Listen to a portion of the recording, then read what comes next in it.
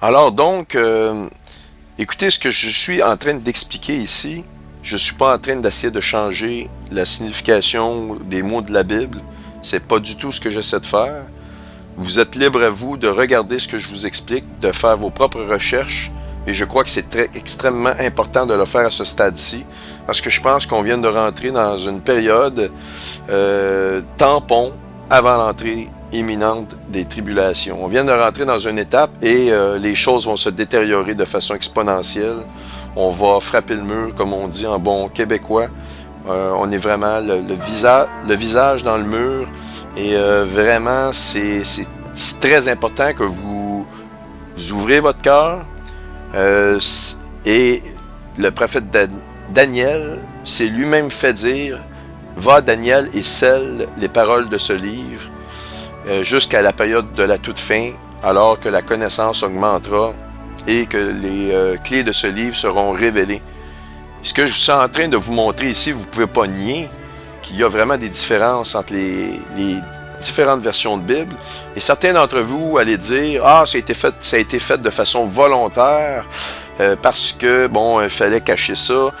Moi, je suis pas d'accord là-dessus. On voit que vraiment, écoutez, ces gens-là qui ont fait la traduction ont travaillé fort. Et il est très difficile de traduire d'un langage à l'autre, même du français à l'anglais ou de l'anglais au français. Il y a certaines significations, certaines subtilités de langage. Des fois, on va trouver une traduction, mais ça ne dit pas tout à fait vraiment la subtilité de la chose. Et particulièrement en hébreu, où un mot peut avoir une multitude de significations, ou des fois peut vouloir dire trois mots en même temps. Donc, comme je vous l'ai montré, ici, on nous parle d'améliorer et de confirmer. C'est vraiment, c'est confirmer, mais aussi en même temps englober, mettre de la viande sur l'os, comme on dit, dans l'entente. Ce qui est à noter aussi, c'est qu'il confirmera l'alliance à plusieurs. Mais s'il confirme l'alliance, et ça on va y revenir, c'est que l'alliance devait déjà exister. Il ne signe pas, il ne fait pas une alliance. Il la confirme. Et ça, on va revenir sur ce point très important dans notre étude.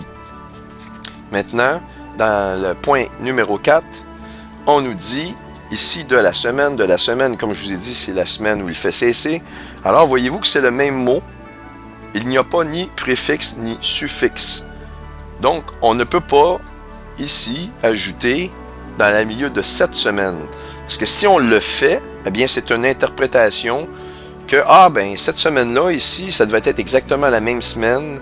Donc, ça annonce le début d'une semaine. Et il faut faire cesser. Il va briser son alliance en plein milieu de la semaine.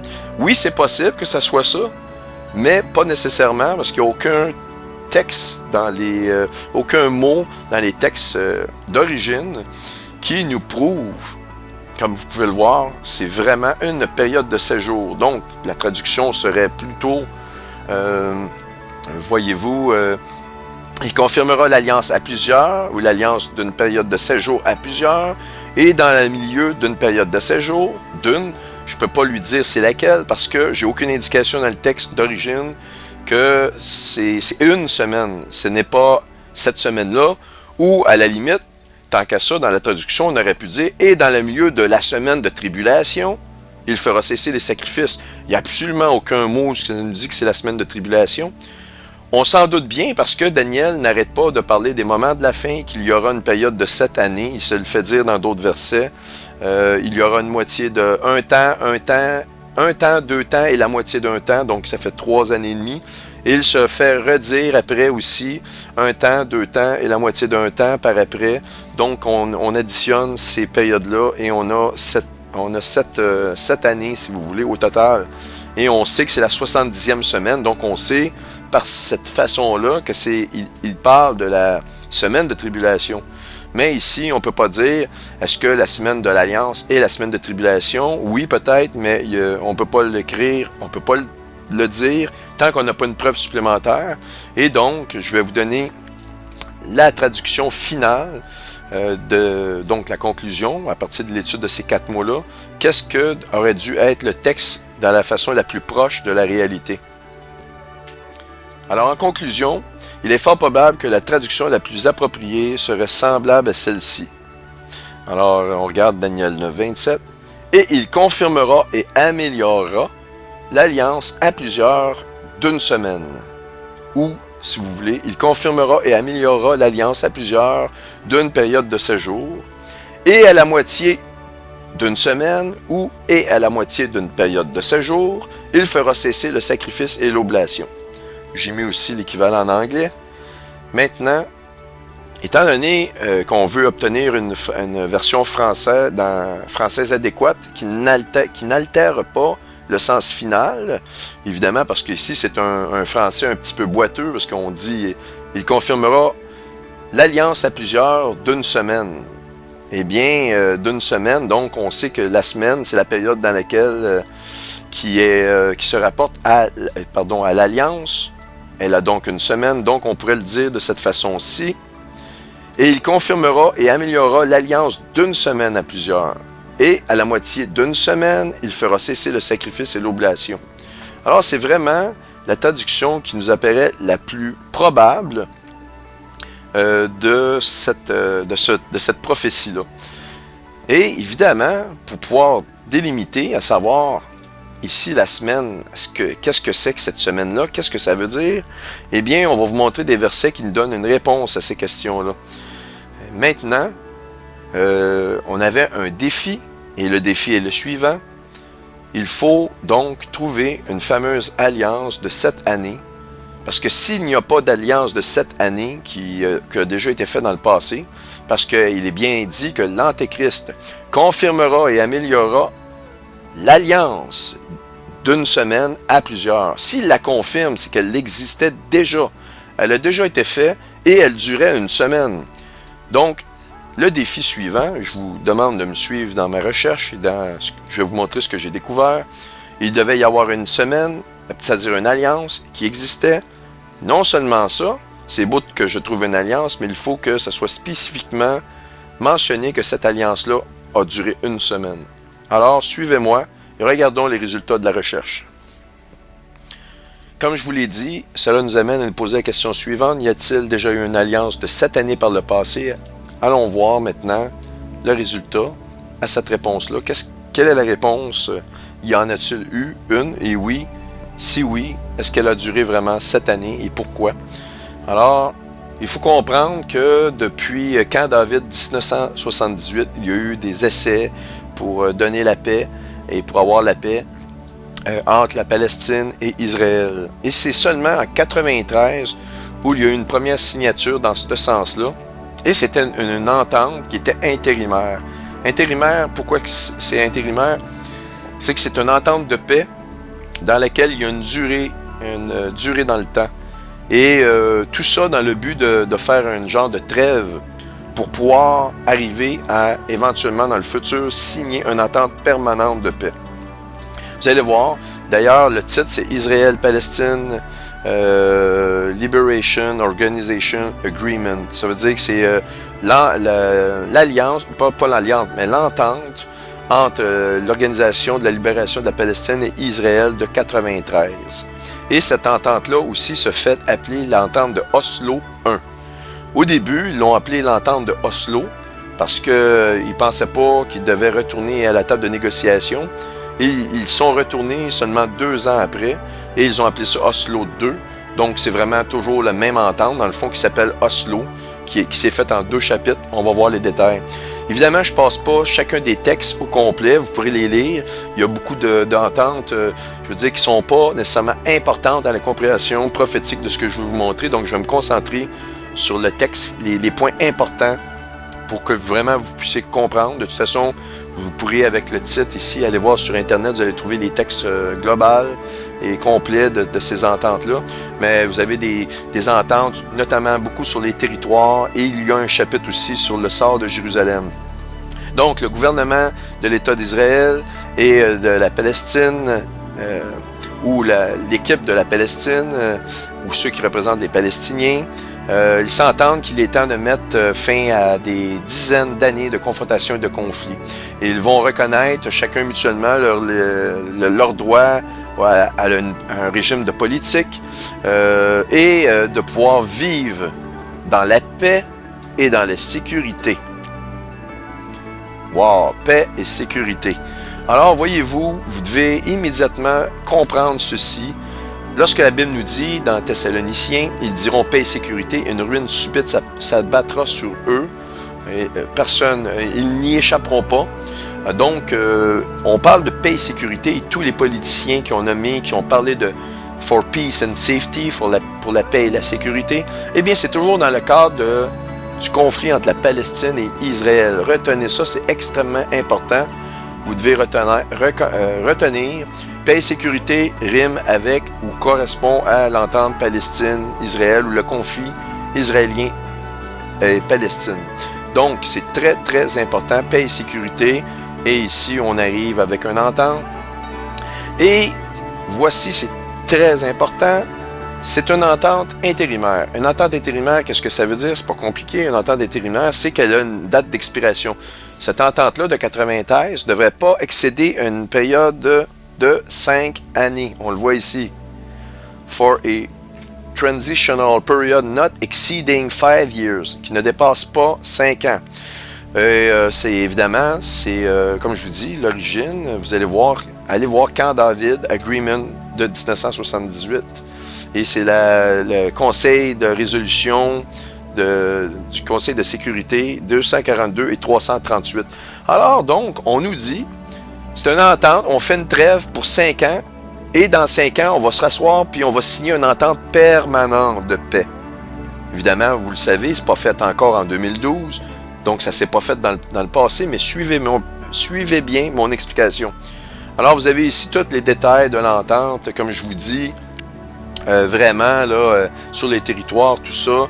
Et on y revient ici dans l'article 5. The 5-year transitional period will begin à la signature, pas la signature, mais au retrait de la bande de Gaza et de la région de Jéricho pour les troupes israéliennes. Donc, c'est vraiment une période de transition de 5 années. Et c'était la date d'expiration de l'entente de Oslo. Et après que cette date d'expiration-là, de 5 années, serait arrivée à son terme, eh bien, on devait s'asseoir pour signer une entente finale et permanente de paix et de sécurité entre Israël et la Palestine, les Palestiniens. Mais, bon, vous allez voir aussi de toutes les clauses.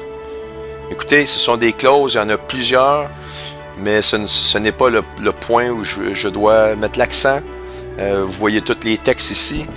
Et je vous dirais, à ce moment-là, vous pouvez lire ces textes-là sur Internet. Vous allez voir tout l'ensemble de l'entente. Ce qui est important, c'est que c'est une entente entre les Palestiniens et Israël pour la paix et la sécurité. Et elle devait durer 5 années intérimaires avant de trouver une solution de paix permanente. Mais ce qui s'est produit, je vais vous le dire, avec les années, après 2 ans, ça c'était en 93 la signature, mais après un certain temps, les Palestiniens avaient encore des revendications, ils n'étaient pas très heureux, ils sont retournés, ils ont continué de négocier, là. Évidemment, il fallait qu'ils continuent de travailler parce que tu ne peux pas avoir une entente permanente au bout de 5 années, puis juste... Tu t'es assis chacun de ton côté, tu t'es pas parlé, puis finalement tu signes une entente. Il y a quelque chose qui fonctionne pas, donc ils continuaient de se rencontrer, il y avait des réunions. Et il y a eu des points tellement forts qui se sont rajoutés pour les Palestiniens. Ils ont revendiqué d'autres parties de territoire, ils ont redemandé aux Israéliens de mettre de l'eau dans leur vin sur certaines clauses supplémentaires. Et ils ont même fait voir que pour que l'entente de Oslo 1 ou l'entente intérimaire de 5 années puisse tenir, eh bien, ils leur ont demandé de re-signer une nouvelle entente avec les nouvelles revendications. Pour les Palestiniens, c'était encore du terrain de gagner. Quand je dis du terrain, oui, des terres, mais surtout, ils venaient de faire un pas supplémentaire et avaient réussi à faire asseoir Israël, les Israéliens, et leur faire accepter des points supplémentaires à Oslo 1. Et cette entente-là de Oslo 2, OK, qui est un nouvel ère qu'on nous dit dans la relation entre Israël et la Palestine, eh bien, c'est signé en 95. Alors, voyez-vous ici, et c'est vraiment, la Palestine est toujours avec Israël. Arafat était là à ce moment-là. OK? Et vous aviez, à ce moment-là, vous avez ici l'entente de principe donc l'Organisation de libération de la Palestine, et c'est toujours une entente intérimaire. OK, Interim Agreement, une entente intérimaire, et celle-ci va surtout toucher la West Bank sur la bande de Gaza. Alors, et on nous dit aussi, on nous parle encore de la sécurité et de la paix dans cette entente-là. Et surtout, il est dans la compréhension des choses, d'inclure les nouvelles clauses de protection, si vous voulez, pour une durée de 5 années intérimaires et qui doit se terminer à la fin de 99. Donc, si vous calculez, on a fait 2 ans avec de 93 Oslo 1 à 95. On est en 95 ici. 1995, novembre-décembre 95, la signature. On a 2 ans de fête. Et là, on continue et on extensionne après 2 ans un autre 5 années. Mais quand vous calculez 2 ans plus 5 ans, on a une entente qui a duré 7 années. Et je peux vous dire qu'elle a été respectée. Ils ont continué de s'asseoir après Oslo 2, qui a été signé en 95. Ils ont continué de s'asseoir et ils ont tenté vraiment de faire une entente permanente en l'an 2000. Et cette entente-là permanente, ils ont failli, n'ont pas réussi. Et ça s'est produit, je vais descendre plus bas ici, dans ce qu'on appelle, cette tentative-là s'est faite durant le Camp David Agreement de 2000, de l'année 2000. Donc, l'entente de Camp David de l'année 2000.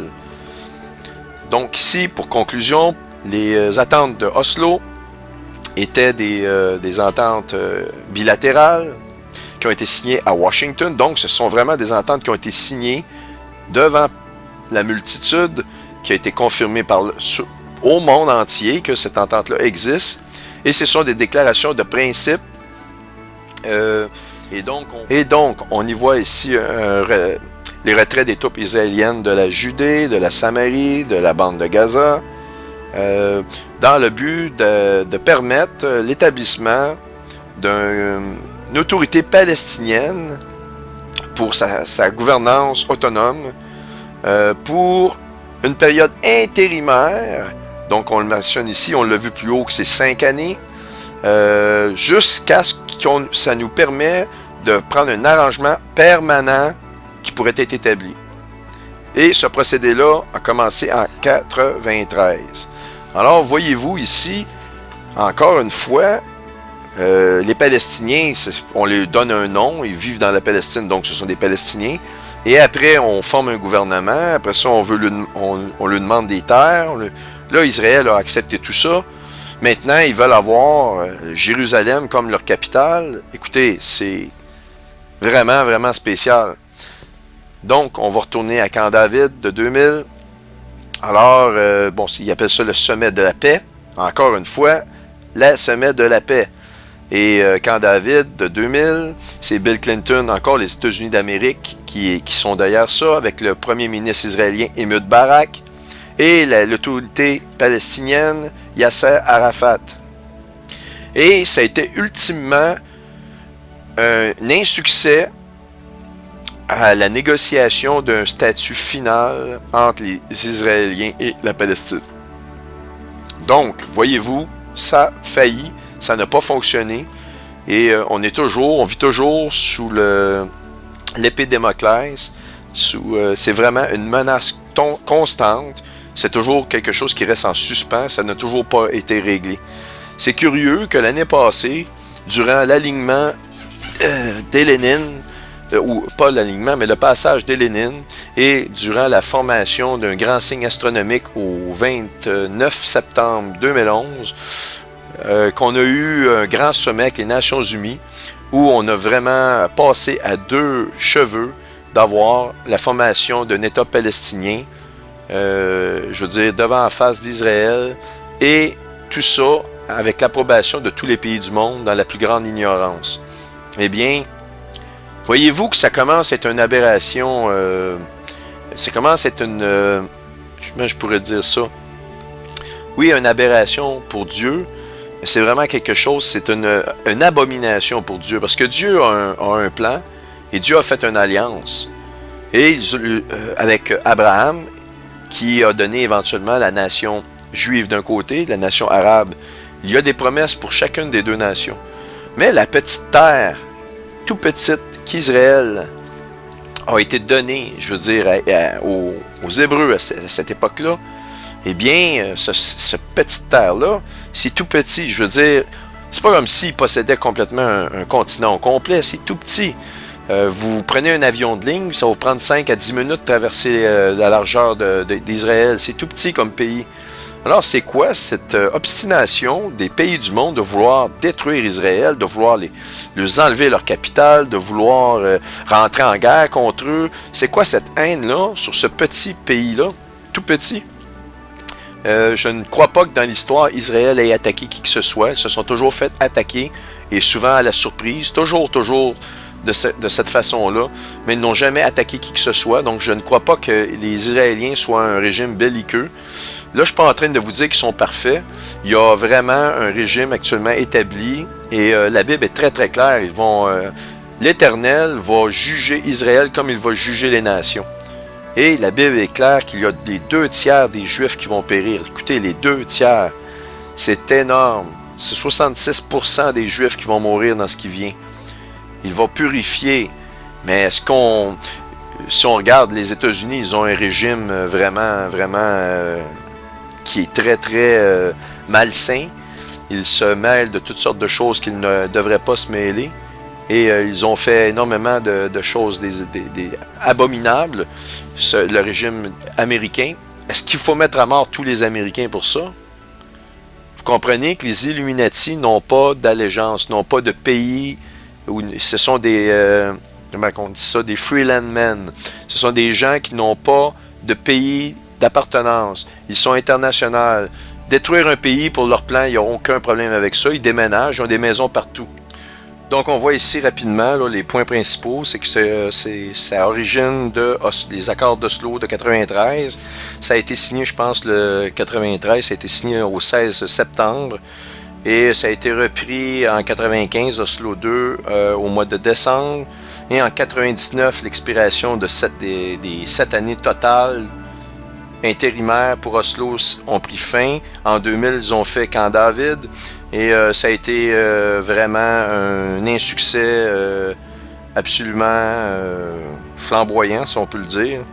Et ils sont sortis de là le 25 juillet 2000, sans aucune entente d'atteinte. Donc, on est toujours avec l'épée, on vit toujours sous l'épée Damoclès de ce conflit palestinien et Israël. Et c'est toujours d'actualité, et même, vous le savez, l'année passée, quand il y a eu le grand signe astronomique, le 29 septembre, il y a eu une tentative vraiment très forte, on n'a jamais vu ça. Tous les pays du monde se sont légués contre Israël pour accepter aux Nations Unies la formation d'un État palestinien, que vraiment un nouveau peuple va naître. Et vous savez que Satan est un imitateur. Imaginez-vous s'ils auraient réussi, et s'ils réussissent, à donner un pays, à faire reconnaître le pays de la Palestine au monde entier, eh bien, ils auront réussi en une journée. Et ça nous fait penser à la prophétie d'Israël, qui a vu une telle chose, un pays naître en une journée. En une journée, Sion enfante ses fils. Et donc, une nation est née en un jour avec Israël en 48. Cette prophétie-là a été réalisée.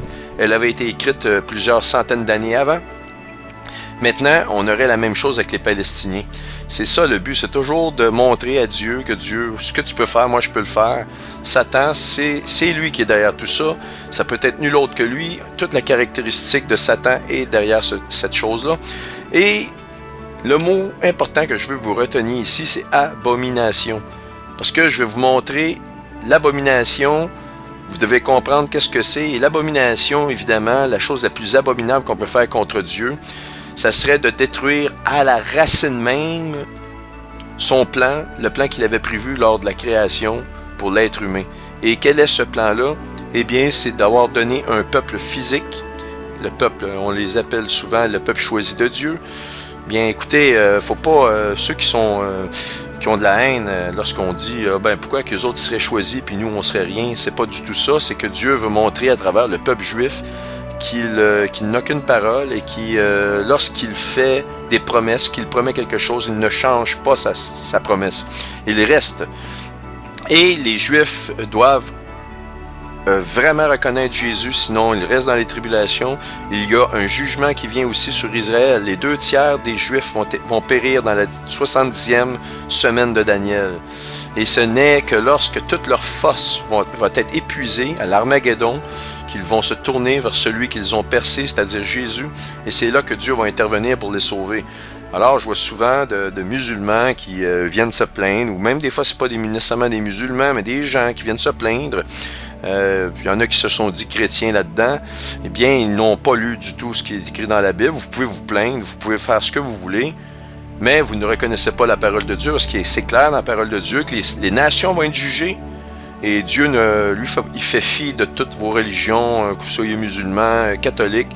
Si vous n'avez pas le Seigneur, la colère de Dieu porte et demeure sur vous. Et incluant les Juifs à Israël, il va juger très sévèrement son peuple.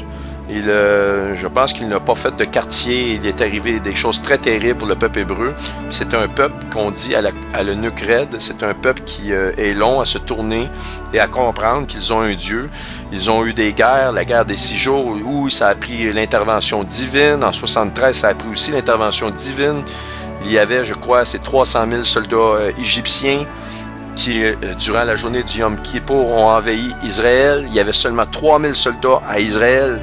C'était une attaque surprise et ils en sont sortis victorieux. Écoutez, ça prend quelque chose de surnaturel.